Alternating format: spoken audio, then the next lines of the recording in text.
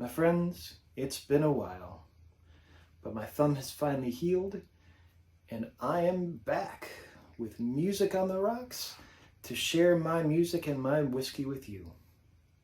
Did you miss me? I missed you. I've really missed being able to perform and share what I do with all of you. So I am going to do that with Music on the Rocks, the show that I started back in March of 2020 and had only a little bit of a break for, medical reasons. But I created this show so I could share my music with all of you and share a little bit of my whiskey with all of you because I enjoy both. And today I figure we'll be a little fancy with a fancy guitar, fancy drinking glass, and a fancy little song by a gentleman named Leonard Cohen. This is called Chelsea Hotel.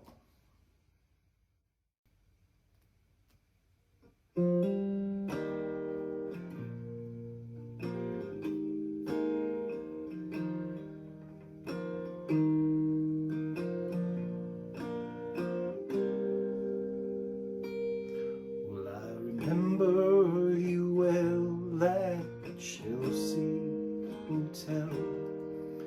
You were talking so brave and so sweet, and giving me head on the unmade bed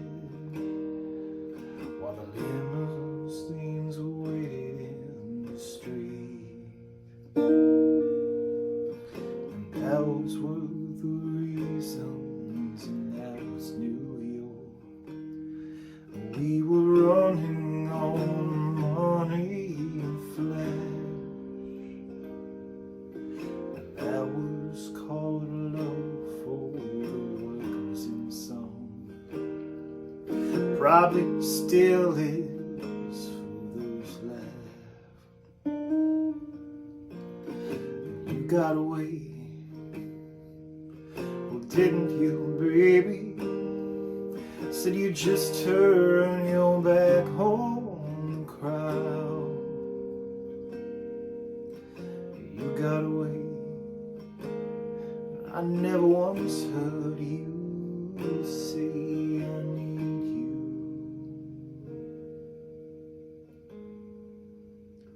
but I don't need you.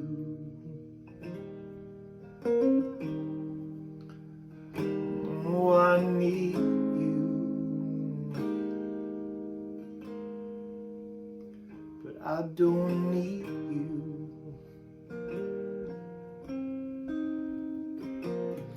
Well, I remember you well at Chelsea Hotel.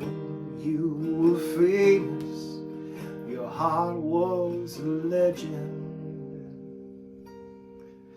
And you told me again that you preferred handsome men, but for me you said you'd make an exception.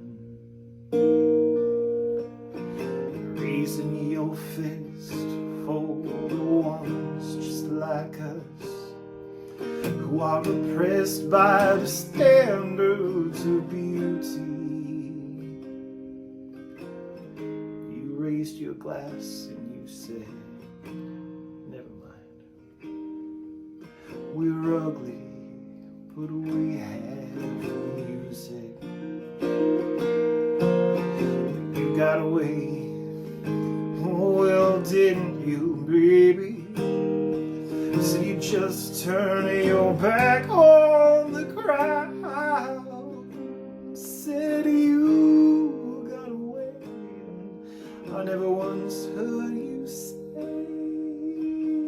need you, but I don't need you.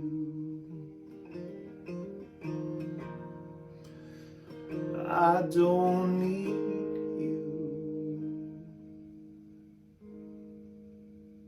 but I think I need you.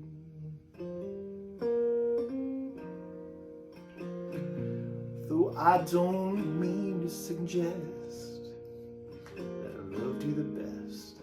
You know I can't keep track of each fallen robin, but I remember you well at the Chelsea Hotel, and that's all.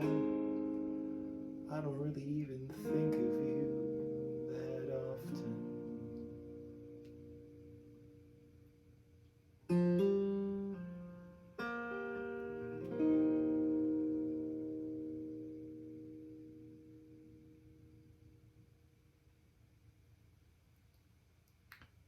Thank you, Leonard. My name is Jeff Brown. That was a song by Leonard Cohen called The Chelsea Hotel. It's been a while since I played that song, but it's nice to feel it again. I hope you're having a wonderful time where you are. Music on the Rocks is all about sharing music and whiskey, and I have shared my music.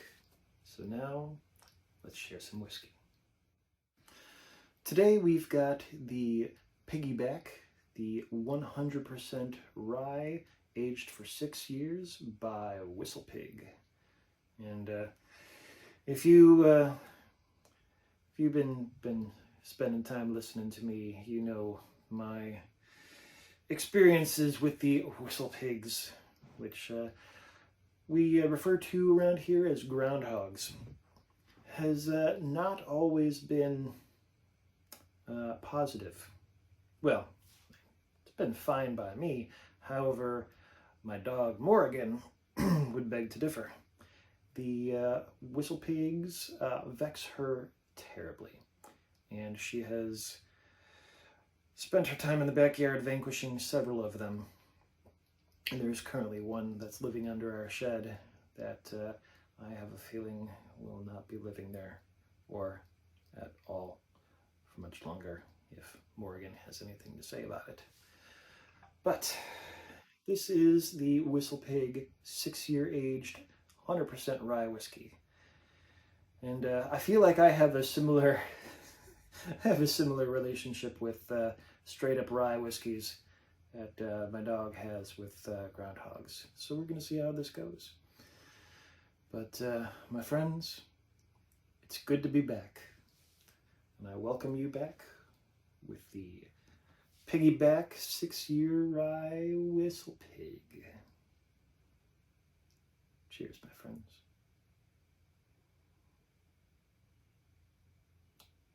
This is gonna be a spice bomb. Be well, be safe, and cheers as always.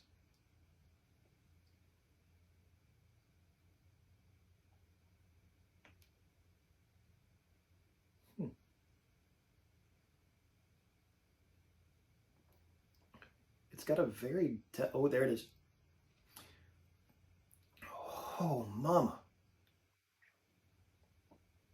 I feel like I'm going to breathe fire a little bit.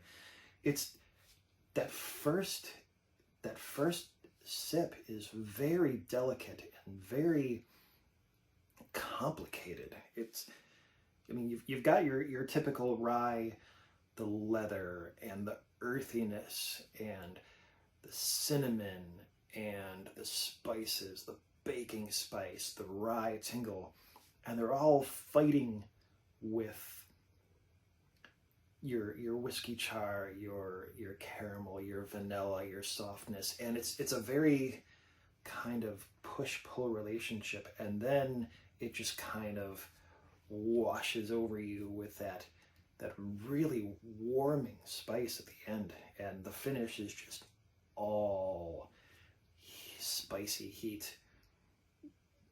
I'm enjoying this more than I thought I would because it's just not straight rye fire. It's more complicated than that, and I am here for it.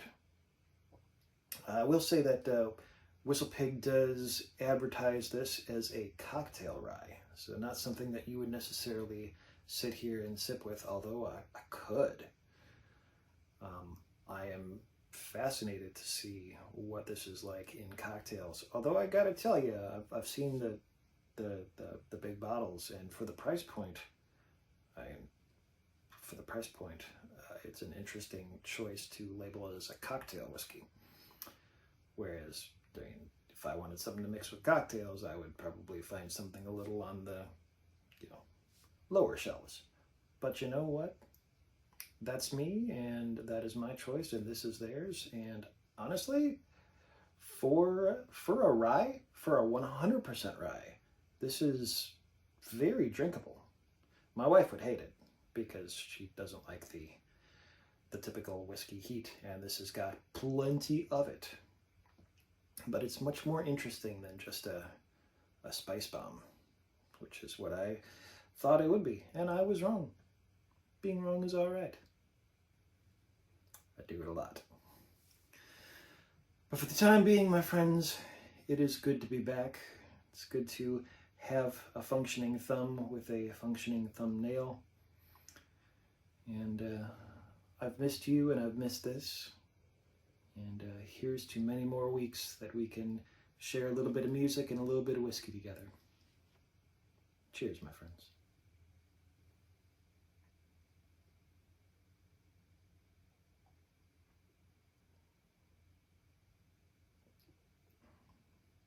Let's do this again next week.